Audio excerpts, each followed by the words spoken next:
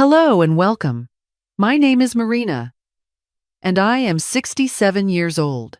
I want to tell you what happened the afternoon my daughter-in-law dropped my late husband's pocket watch into the kitchen garbage can, looked me straight in the eye, and said, "Nobody wants that old junk. Marina, it's taking up space." I said nothing. I just walked over to the trash can, reached past the coffee grounds and the crumpled paper towels, and I lifted that watch out with both hands. She rolled her eyes and walked out of the room. I stood there at the kitchen counter holding that watch the way you hold something breakable, something you are terrified of losing twice. My husband Richard had carried it every single day for 41 years. It was a plain silver pocket watch, nothing fancy to look at scratched on the case, the chain slightly tarnished, the glass face fogged from age. He had inherited it from his own grandfather, a man who came to this country with nothing but a suitcase and a determination that humbled everyone who knew him. When Richard passed, 3 years before that afternoon, the watch was on his nightstand. I had held it the night of his funeral and wound the crown slowly, listening to the soft ticking, and I felt for a moment like he was still in the room with me. I kept it on the dresser in the bedroom, right there next to his photograph. The reason it ended up in my daughter-in-law's kitchen trash can on a Saturday in October requires me to back up a little. My son Kevin had married Christine 7 years earlier, and I had tried to dried. I want to be honest. I truly had tried to build a good relationship with her. She was sharp and ambitious, and she had built a successful event planning business from nothing, and I respected that. But from the very first Thanksgiving, I felt something in how she looked at me. Not cruelty exactly, more like appraisal. Like she was constantly measuring what I was worth and finding the number too small. My granddaughter Lily was 6 years old that October. She was Kevin and Christine's daughter, their only child, and she was the kind of child who makes you believe the world is still fundamentally good. She had her father's dark eyes and this habit of tilting her head sideways when she was thinking hard about something. She called me Grandma Mari. She would climb into my lap without asking, which I loved, and she would reach up and pat my cheek with her small, warm hand like she was checking that I was real. Lily loved that pocket watch. She had discovered it on my dresser the previous Christmas when she was visiting, and she had asked me about it with that serious, tilted head expression, and I had told her about her great-great-grandfather coming to America, and her great-grandfather Richard, and how the watch had traveled through 4 generations of our family. She held it carefully in both hands, the way I had shown her, and she wound it slowly and listened to the ticking. Her eyes went wide. "Grandma Mari," she whispered. "It sounds like a little heart." After that, every time she visited, she would ask to hold the watch. It became our thing, our quiet ritual. I would lift her onto the bed, and we would sit together, and I would wind it, and we would both listen to that small, steady ticking. And I would tell her stories about Richard, about his laugh, about the way he used to burn toast every single morning without exception for 41 years. That October, Kevin and Christine had asked me to stay for a week while they handled some work obligations. It was supposed to be a good week. Lily was thrilled. She had taped a construction paper sign to my guest room door that said Grandma Mari's room with a drawing of the two of us, which I still have. But Christine was in the middle of planning a large corporate gala for a client she very much wanted to impress, and the stress had sharpened every edge in her. By the 3rd day, she was snapping at Kevin over dinner, redirecting Lily away from me with reasons that seemed to multiply and shift. Lily needed to finish homework. Lily needed a bath. Lily needed to practice piano. I understood the stress. I did. I tried to stay out of the way. On Thursday morning, I came downstairs and found Christine reorganizing the living room bookshelf. She had pulled several things off the end table near the couch. A small, framed photo of Kevin as a boy, a little ceramic bird I had given them when they moved in, and my husband's pocket watch. I had brought the watch with me because Lily had asked me to. She wanted to show her friend Sophie. I had set it on the end table the night before, while I sat with Lily before bed. "I'm clearing off these surfaces," Christine said without looking up. "We have clients coming to the house Saturday for a pre-event walkthrough, and the place looks cluttered." "Of course," I said. "I'll take the watch back upstairs." "Actually," she said, and she picked up the watch and turned it over once in her hand like she was looking at a rock she had found in the driveway. "Kevin and I have been talking about clearing out some of the old things around here. This has just been sitting around taking up space." I felt something go cold in me. "That's Richard's watch," I said quietly. "I brought it this week for Lily." "Lily is 7, Christine said. "She doesn't need to be attached to old things. Kevin agrees it's better not to fill her head with sentiment." She walked to the kitchen and I followed her, and I watched her drop the watch into the kitchen trash can, as though it weighed nothing. As though it was nothing. "Nobody wants that old junk, Marina. It's taking up space." Then she walked out. I stood there for a long moment. I thought about saying a dozen things. I thought about calling Kevin, who was upstairs in his home office. I thought about sitting down at the kitchen table and crying, which is what I actually wanted to do. Instead, I reached into the trash can and I took the watch back. I went upstairs and I sat on the edge of the guest bed, and I held the watch in my lap, and I looked at it for a very long time. The scratched silver case, the tarnished chain, the fogged glass face. There had always been something about this watch that Richard had mentioned to me once, years ago. Something about the case having a second compartment, a hidden space under the inner plate. He had mentioned it so casually, one evening, that I had half forgotten it. He had said his grandfather had put something inside for safekeeping when he first came to this country, that it was a family custom, and he had smiled in that private way he had, and said perhaps he had continued the custom. I had meant to ask him about it later, and somehow later never came, and then he was sick, and then he was gone. I had never opened the inner plate. The truth is, I did not know how to open it. I had tried once, gently, after Richard died, but I could not find the mechanism, and I was afraid of forcing it. I thought about this for a long time, sitting on that guest bed. Then I put the watch in my purse, told Christine I was going out for some air, and I drove to the small jewelry and watch repair shop on the main street of their town, a place I had passed twice during my visit, and noted with the vague recognition you give to familiar-looking things. The shop was narrow and smelled of machine oil and metal polish. The man behind the counter was perhaps 70, with thick glasses and a white jeweler's coat, and the kind of stillness that comes from spending decades doing careful, exacting work. His name, I learned later, was Mr. Hendricks. He had owned the shop for 38 years. I set the watch on the glass counter.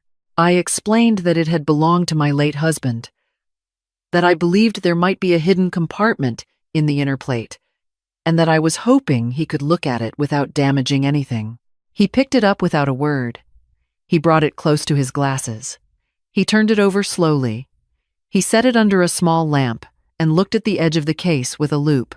Then he took a very thin tool from the tray beside him and pressed it to a point on the inner rim that I would never have found on my own, and the inner plate swung open on a tiny hidden hinge. He looked down into the compartment. He did not speak for what felt like a long time. Then he set the watch down on the counter and took off his glasses and looked at me. "Ma'am," he said, "I think you need to sit down." He brought me a chair from the back room. He set the watch on the counter in front of me, open, and I looked inside. There was a folded piece of paper, thin as onion skin, protected inside a small wax paper envelope. Mr. Hendricks carefully lifted the envelope with 2 fingers and set it on the counter. The paper inside was old but intact. He unfolded it delicately, a millimeter at a time. It was a property deed. I did not understand at first what I was looking at. Mr. Hendricks, who had clearly seen enough of the world to have a steady hand in unusual situations, walked me through it slowly. He pointed to the date, 1962. He pointed to a name, which was Richard's grandfather.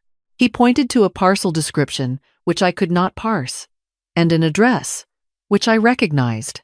The address was the piece of land on which Richard's family home had been built. Let me explain why this mattered so much. Richard's family home, the house where he had grown up, the house his grandfather had built in Vermont, had been sold after his parents passed. Sold by Richard's older brother Daniel, without Richard's full knowledge of what the actual property boundaries included. There had been a dispute. Years ago, quiet and unresolved. Richard had believed that a portion of land adjacent to the home, nearly 4 acres along a creek, had been part of the original parcel, but had somehow been excluded from the sale. He had looked for the original deed and could not find it. Daniel had insisted Richard was misremembering. Eventually, Richard had let it go the way he let many things go, with a quiet grief he never quite put into words. That land along the creek had since been developed. It was now the parking lot and rear terrace of a resort hotel that had opened in 2019. I had driven past it once on my way to see a friend and thought of Richard without knowing exactly why. Mr. Hendricks helped me take photographs of the deed with my phone. He refolded it, replaced it in the wax paper envelope, and gently closed the inner plate. He handed the watch back to me. "You'll want a property attorney," he said. "A good one." I sat in my car in the parking lot for a while before I drove back to Kevin's house. I was not thinking about Christine and her Saturday walkthrough and her cluttered surfaces. I was thinking about Richard's grandfather, who had come to this country with nothing and had been careful enough to put a deed inside a watch and pass it down through 4 generations against exactly the kind of moment when it would matter. I was thinking about Richard, who had wound this watch every morning and carried it in his breast pocket every day, and who had pressed it into my hands at the end and said, "Keep this safe, Mari," which I had interpreted as sentiment and which I now understood was something more. I called my friend Deborah, who had been a paralegal for 20 years before she retired. She told me to call an attorney named Patricia Walsh in Burlington, who specialized in property and estate disputes, and who Deborah described as a quiet woman who does not lose. I called Patricia Walsh from the parking lot. She answered on the second ring. I told her what I had. She told me to photograph everything and send it to her and to touch nothing else. And there was something in her voice, a sharpening, a coming to attention that told me she understood already what this might be. I drove back to Kevin's house and I made no mention to Christine of where I had been. That evening at dinner, she talked about her gala client and Kevin talked about a work trip coming up. And Lily sat beside me and put her head briefly against my shoulder, and I put my arm around her and held on. The next morning, I drove home to my own house in Connecticut. Christine did not seem sorry to see me go. Kevin hugged me at the door and looked a little guilty in the vague way he had started to look around me. And I wanted to say something to him about his father, about the watch, about what happens when you let other people decide what matters. But I did not. Not yet. I worked with Patricia Walsh for the next 6 weeks. She was thorough and relentless, and she communicated in short, precise sentences that told me exactly what was happening without drama or padding. The deed was authenticated. The original parcel boundaries were verified against county survey records that had been on file since 1962 and had never been properly consulted during Daniel's sale. Patricia Walsh filed a formal claim. Daniel's initial response, delivered through his own attorney, was dismissal. The deed was old, the sale was decades past, there was no actionable claim. His attorney used the word frivolous twice in one letter. Patricia Walsh sent a response that was 4 pages long and contained the phrase actionable adverse claim 7 times. I did not know exactly what that meant, but I knew from her tone that it was not friendly. Kevin called me 3 weeks into this process. Christine had apparently told him what had happened, that I had retrieved the watch from the trash, that I had taken it to a shop, that something had come of it. I do not know how she found out. Perhaps she noticed the watch was gone. Perhaps she had been paying more attention to my comings and goings than I realized. Kevin's first question was not, "How are you, Mom?" And it was not, "I'm sorry." Christine threw away Dad's watch. His first question was about the land. He wanted to know what it was worth. I told him I did not know yet. This was true. He said he thought they should probably talk to Patricia Walsh together as a family. He said Christine had some thoughts about how to handle this. He said the word handle in a way that made something in me go still and watchful. I said I would let him know when there was more information. Then I ended the call. Patricia Walsh told me 2 weeks later that the resort hotel had been built on land to which Richard's family had a legitimate prior claim, and that the current owners had, after reviewing the authenticated deed and the survey records, entered into what she called a posture of serious negotiation. She also told me, in one of those short, precise sentences, that the land in question, given the development and current property values, had an assessed value of just under $2 million, and that the claim for damages and unjust enrichment over the years of use could reasonably exceed that amount. I sat down in my kitchen and looked out the window at the backyard where Richard had built a raised garden bed the summer before he got sick, which I still planted every spring, and I breathed very carefully for several minutes. Then I called my daughter-in-law. I want to be honest about this call. I did not call Christine to gloat. I am 67 years old and I have been through enough to know that gloating is for people who still have something to prove. I called because Lily was in that house and Kevin was in that house, and whatever happened next was going to affect all of us, and I believed that deserved a direct conversation. Christine answered with the particular tone she used when she was performing patience. She asked how I was. I told her I was well. I told her there had been a development with the pocket watch and that Patricia Walsh would be reaching out to Kevin directly as a family member, and that I wanted her to hear it from me first. There was a long silence. Then Christine said, very quietly, "How much?" I told her what Patricia Walsh had told me about the assessed value. I did not tell her about the damages figure. I waited. "Kevin will want to be involved in the decisions," she said. Her voice had changed. The performance of patience was gone. "Kevin is Richard's son," I said. "Of course he will be kept informed." "Marina," she paused. "I'm sorry about the watch. That was out of line. I thought about Richard carrying that watch every day for 41 years. I thought about Lily whispering that it sounded like a little heart. I thought about his grandfather crossing an ocean and folding a piece of paper very carefully and putting it inside a hidden compartment against the day when someone would need it." "Yes," I said. It was. The negotiations concluded 4 months after Patricia Walsh filed the initial claim. The resort ownership group, faced with the authenticated deed and survey records and the prospect of extended litigation, agreed to a settlement. I am not at liberty to share the exact figure, but Patricia Walsh considered it fair. I considered it the fulfillment of something Richard had carried his whole life without resolution. Kevin came to my house the weekend after the settlement closed. He came alone, which told me something. He sat at the kitchen table, and he looked like a man who had been doing a great deal of thinking, which was good. We talked for 3 hours, not about the money, about his father, about the watch, about Lily, about what I had tried to explain to Christine on the phone, which was not actually about money at all. It was about what you keep and what you discard and the difference between the two, which is not always something you can see from the outside.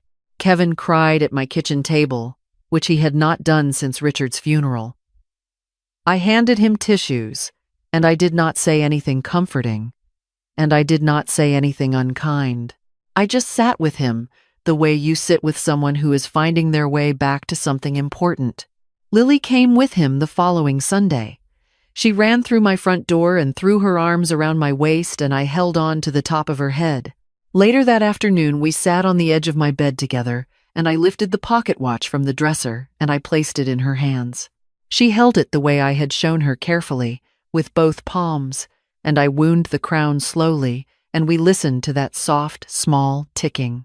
She looked up at me with those dark, serious eyes, and she said, "Grandma Mari, you kept it safe." "Yes," I said.